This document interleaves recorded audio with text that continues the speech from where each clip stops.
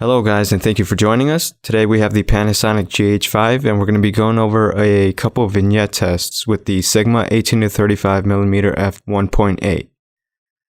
Now if you haven't checked out our last video, we did for the most part the same vignette test with the 16:9 aspect ratio. So today we're going to be looking at the 4:3 and the 3:2 aspect ratios. So for these tests we're going to zoom from the 18-35mm focal range, and we're just looking for vignetting around the corners.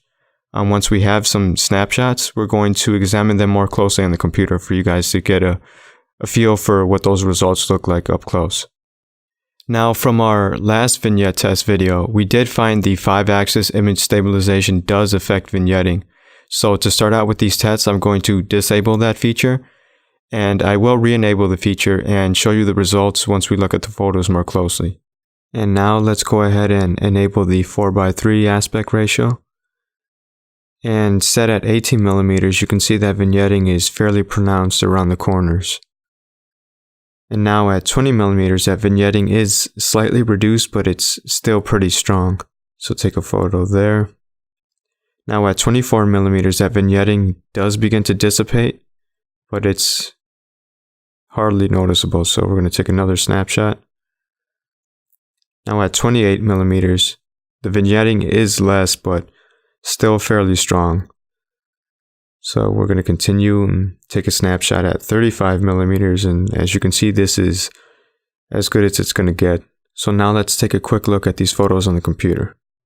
And now that we have the files here, we are set to 18mm, and right off the bat, I'm not noticing any real difference between the in-body image stabilization turned off and with it turned on in regards to the vignette results that you see. And for the most part, the same holds true for 20mm.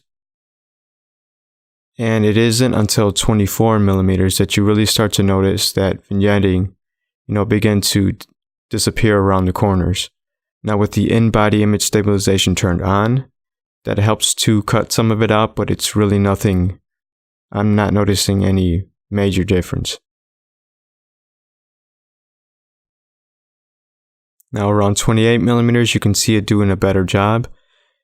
And for the most part at 35mm, the same holds true. So to be safe, I would recommend leaving the 5-axis in-body image stabilization turned on.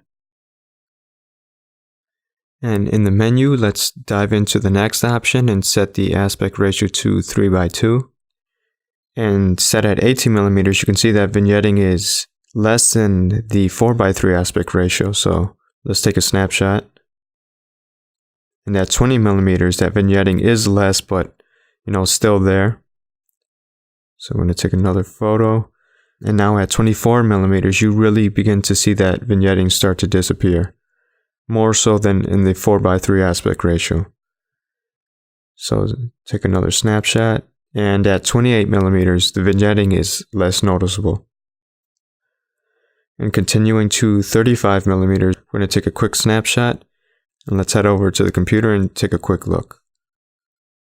Now here in the 3:2 aspect ratio, right off the bat you can notice that this has less vignetting at the widest end, 18mm, than compared to the 4:3 aspect ratio. Again, moving up to 20mm, you notice some of it starting to fade, but again, it's not until 24mm that you really see that dissipate.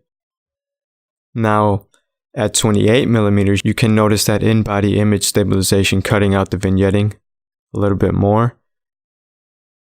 And at 35mm, you can really notice it also working to cut more of that vignetting out. Back in the menu, let's enable the 1:1 aspect ratio and see what that looks like.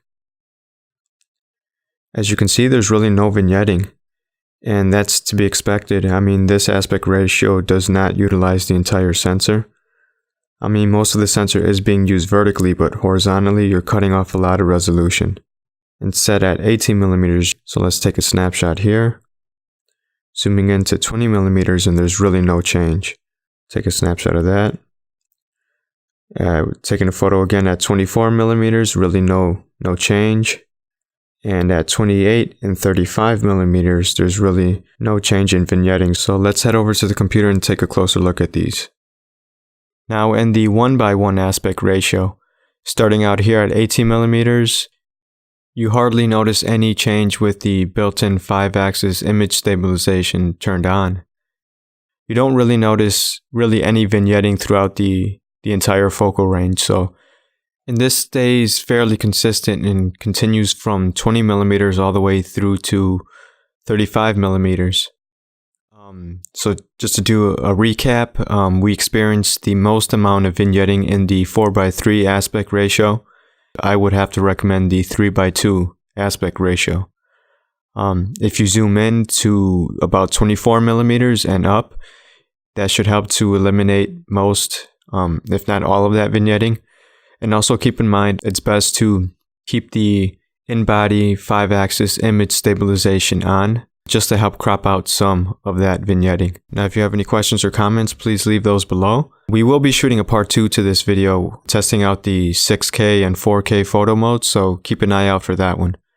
This is Jose with One Studios. Thanks again, guys, and as always, happy filming.